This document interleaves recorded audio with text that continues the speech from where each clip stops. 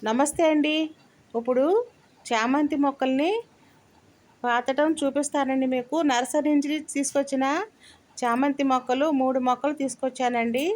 అవి ఏ విధంగా పాతుతానో మీరు చూడండి. ఒక కుండీలో వర్మీ కంపోస్టు, మట్టి వేసుకుని ఆ మిశ్రమాన్ని కలుపుకుని తీసుకొచ్చానండి. వాటికి బెజ్జాలు పెట్టానండి. పెట్టి మొక్కలు గుచ్చుతున్నాను. చామంతి మొక్కలు 3 మొక్కలండి.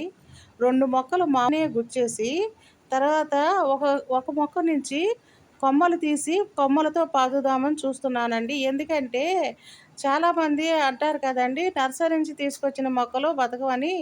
కానీ నర్సరీ నుంచి తీసుకొచ్చిన మొక్కలైనా సరే బ్రతుకుతాయండి. చామంతి మొక్క చాలా గట్టిదండి. అంత త్వరగా అది వడిలిపోదండి. కాబట్టి చూద్దామండి.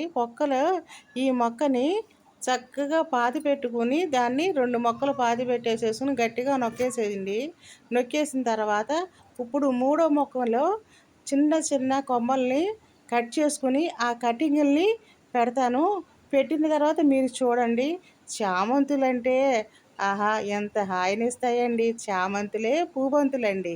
ఎంత బాగుంటాయండి. అద్భుతంగా ఉండే ఆ చామంతులు ఆహార ఆస్వాదిద్దామండి మనమందరం కూడా. వాటి సువాసన మనకి ఆరోగ్యం అండి. ఎంతో చక్కగా ముచ్చటగా ఉంటాయండి చామంతులు పెరిగితే. మీరు కూడా 2 మొక్కలు పెట్టుకుని చూడండి. 2 మొక్కలని కూడా ఒక మొక్క పెట్టుకున్న ఒక మొక్కలో మీరు కటింగ్స్ పెట్టుకోండి. వస్తాయి, ఖచ్చితంగా వస్తాయి. అవి పెరుగుతాయండి. పెరిగి మనకి పువ్వులనిస్తాయండి. చక్కటి ఆహ్లాదకరమైన చామంతులు ఎన్ని కలర్స్ అండి. ఎరుపు, తెలుపు, పసుపు, నీలం రంగు, అసలు ఎన్ని కలర్స్ అండి అవి. చాలా కలర్స్ అండి. చాలా కలర్స్గా ఉంటాయండి. ప్లీజ్ సబ్స్క్రైబ్ అండి.